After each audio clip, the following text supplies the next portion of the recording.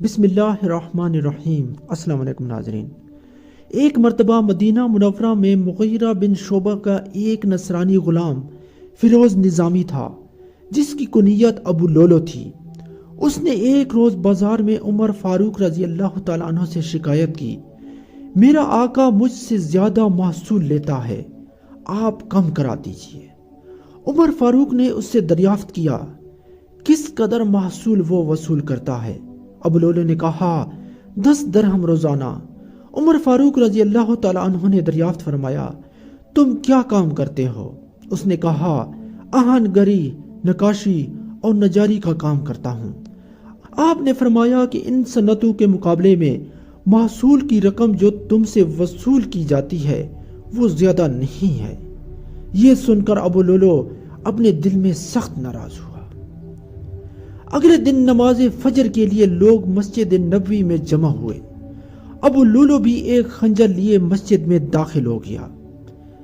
جب نماز کے لیے صفیں درست ہو گئیں اور عمر فاروق رضی اللہ تعالیٰ عنہ امامت کے لیے آگے بڑھ کر نماز شروع کر چکے تھے تو ابو لولو نے، جو مسلمانوں کے ساتھ صف اول میں کھڑا تھا، نکل کر عمر فاروق رضی اللہ تعالیٰ عنہ پر خنجر کے 6 وار کیے، جن میں سے ایک وار ناف کے نیچے سے پڑا۔ عمر فاروق نے فوراً حضرت عبد الرحمن بن عوف کو کھینچ کر اپنی جگہ امامت کے لیے کھڑا کر دیا اور خود زخموں کے صدمے سے بے ہوش ہو کر گر گئے۔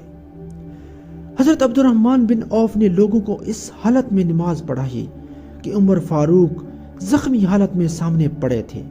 ابو لولو اپنا وار کر کے مسجد نبوی سے بھاگا۔ لوگوں نے اس کے پکڑنے کی کوشش کی۔ اس نے کئی لوگوں کو زخمی کیا اور ایک دوسرے صحابی کو بھی شہید کر دیا۔ بالآخر گرفتار کر لیا گیا، لیکن اس نے گرفتار ہوتے ہی خودکشی کر لی۔ نماز فجر پڑھ لینے کے بعد لوگ عمر فاروق رضی اللہ تعالیٰ عنہ کو مسجد سے اٹھا کر ان کے گھر لائے۔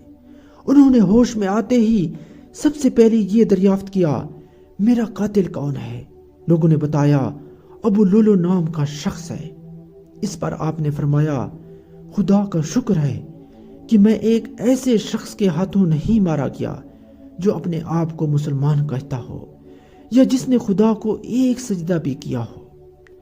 ایک طبیب نے آ کر آپ کو دودھ پلایا تو وہ زخم کے راستے سے باہر نکل آیا۔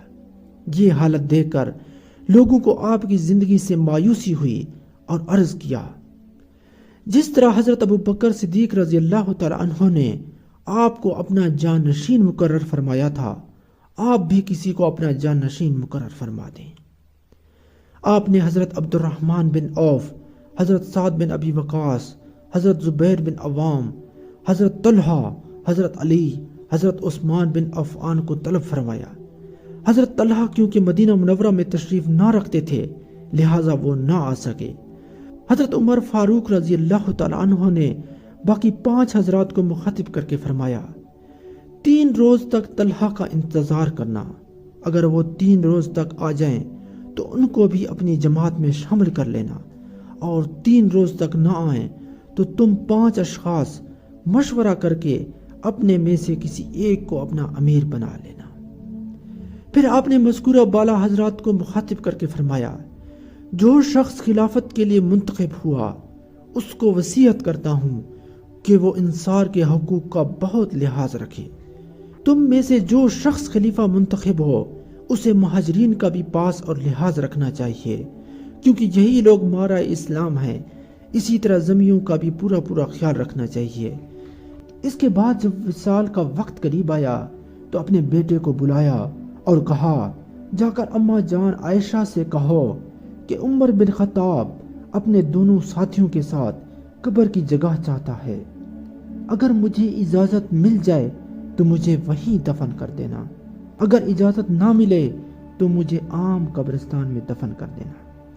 عبداللہ بن عمر تشریف لے گئے حضرت عائشہ کے پاس اور کہا، میرا باپ اپنے دونوں ساتھیوں کے ساتھ قبر کی جگہ چاہتا ہے۔